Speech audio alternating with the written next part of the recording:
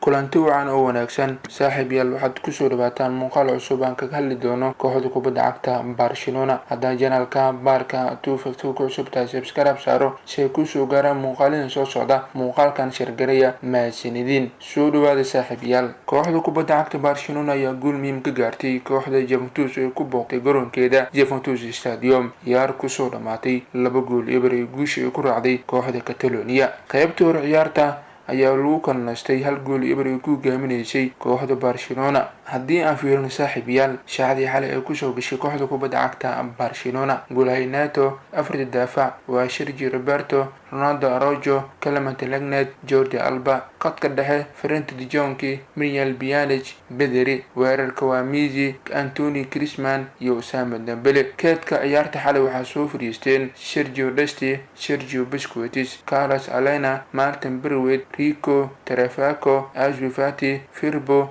Enrique Pena.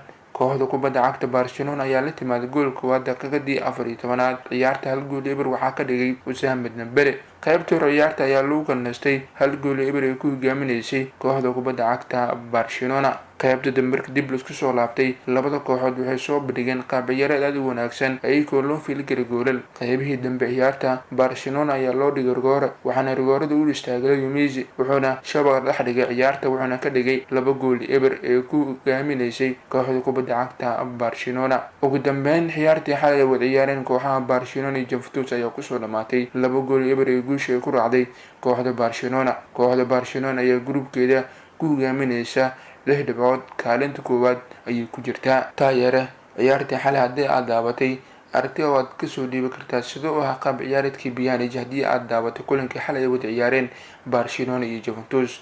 sheergaray la wadaag taageerayaasha kooxda kubadda cagta Barcelona. intaan muuqaalka xiga isku arki doono, sidaas iyo nabadgelyo.